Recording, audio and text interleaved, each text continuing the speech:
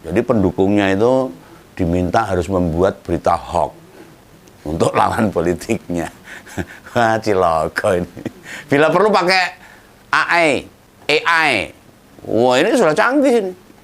Nah, bukannya didiamkan mundurnya mereka, malah diserang relawan lainnya.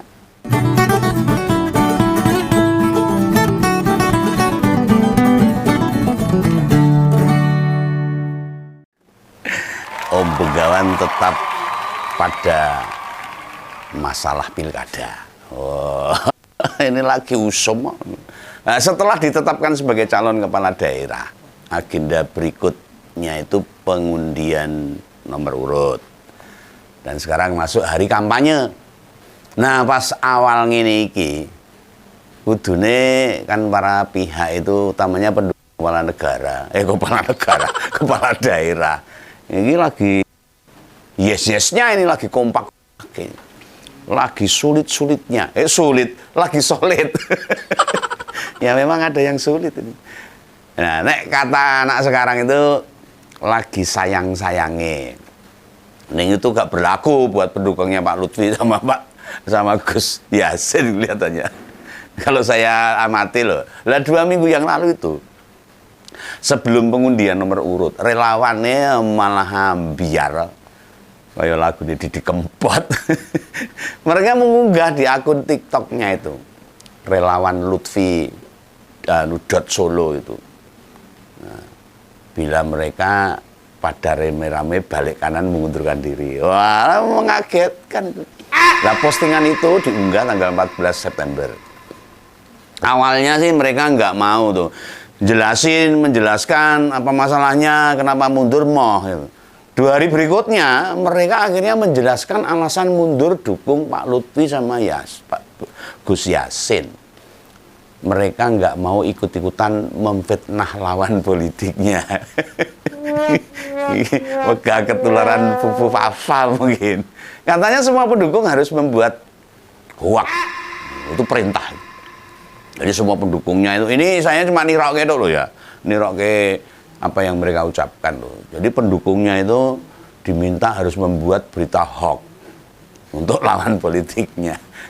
Wah, ciloko ini. Bila perlu pakai AI. Wah, ini sudah canggih ini. Nah, bukannya didiamkan mundurnya mereka, malah diserang relawan lainnya. Makanya biar gede rasa bisa. Lah Om Begawan ini tadi gumun tahu gumun. Heran itu loh. Aneh dan bingung kok bisa begitu.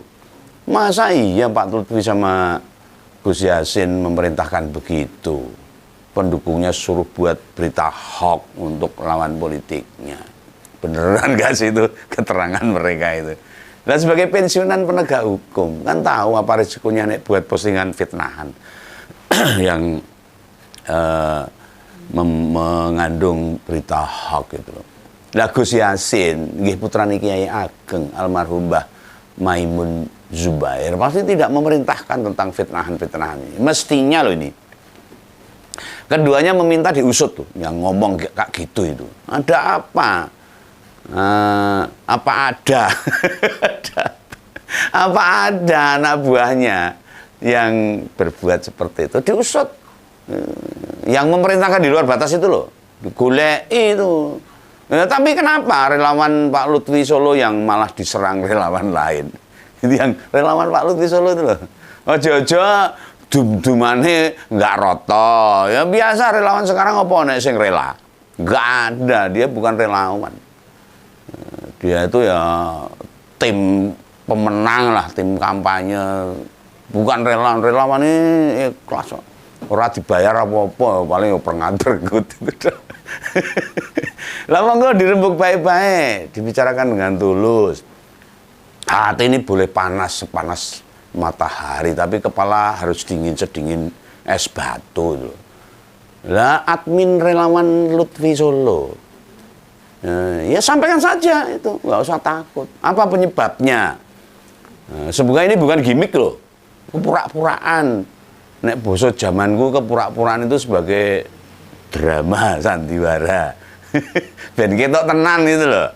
Ayo, itu relawan Lutfi Solo itu yang diserang oleh relawan yang lain itu, jelaskan apa memang benar ada perintah seperti itu untuk membuat berita hoax untuk menyerang lawan politiknya. Dan pilkada ini kan mestinya ajang demokrasi toh, perwujudan jalan politik yang disepakati bersama. Ya mari patuhi dan kita gembirakanlah. Apa sih yang kurang dari pasangan Pak Lutfi sama Gus Yassin? Dukungannya dari semua partai ada, yo diatur dan dicatat baik-baik lah. Nek ada penugasan, semua dikasih tugas yang sama, ojo banjinde banjilatan. Bila ada logistik, yo enek duite, enek apane, enek sangune, yo didumroto lah. Biar nggak saling iri, nggak saling gesekan lah. Kemudian ada yang mutung. Mutung tahu itu, mutung itu ketak ireng. Mutung itu ketak ireng namanya. Ini namanya mutung. Nesu, malah nyetatus yang ora-ora di medsos. Nah, belum lagi siapa tahu. Pak Lutfi kan orang dekatnya Pak Mulyono, mantan Kapolda, dan dulu waktu 2004 itu Pak Mulyono wali kota Solo, dia Kapolresnya. Jadi ya deket itu. Sekarang bintang di pundaknya wis telu. Ngatur polisi sak Jawa Tengah, kurang apa sih? Apalagi ngurus relawan, ya pasti lebih gampang, lebih bisa. Hanya nek soal logistik itu beda. Wah, beda 500 rupiah, gejekan itu. Ini apa jenenge relawan ini. Rela melawan, iya. Lah pas jadi polisi waktu itu, Pak Lutfi itu, logistik berasal dari negara. Jadi orang naik rugi nih itu. Sementara pas kampanye gini ini ya nyari bahkan uang sendiri atau uangnya Bohir yang membiayai dana kampanye. Nah kan tadi harus hitung-hitungannya jelas. Lah Bengawan sih menilai nih atau melihat apa yang terjadi pada relawan Lutfi Solo itu. Banyak terjadi di tempat atau relawan lain. Hanya yang lain itu kecil-kecil itu sedikit. Gak ketok. Makanya tidak terekspos. Loh, jangan dikira loh pertarungan pilkada didukung banyak partai, ketegangannya nggak tinggi. Oh, hot banget. Kalau makan tuh hot plate itu panas, nyekel piringnya melonyo. Itu panas kentang-kentang itu. Banyak relawan atau elit politik tingkat lokal, ya yang pengen dianggap berjasa. Makanya berlomba-lomba nyedak sama kandidat. Nah, dilalai kandidat yang didukung bukan orang partai. Wah, ciloko akhirnya. Lah kelemahan pasangan Pak Lutfi sama Gus Yassin ini tidak mengakar di kader dan simpatisan partai. Yang dia bukan orang partai. Mau buat relawan-relawan. Dan kita tahu kan relawan itu seperti apa. Itu mendadak dibuat. Terus hitung-hitungan. Ke bawahnya nggak ada. Mana ada relawan yang punya pengurus sampai RT RW? Renek, nggak ada. Aku ini bayar relawan. Ya mereka malas bergerak akhirnya. Sebab nggak ada hubungannya sama partai itu. Sama partai, relawan itu kan one man, one foot itu. Sak suara, si cidok. Banyak tuh relawan mengatakan gue tau gede isinya mau 5 tok. Jenenge gede. Wah relawan opo? Relawan merdeka apa itu tulisannya 6 meter anggotanya cuma 11. Itu biasa terjadi. Nah coba saat jalan keluar lah ya, kita jalan-jalan keluar ke lokasi Jawa Tengah lah, di seputar Jawa Tengah loh.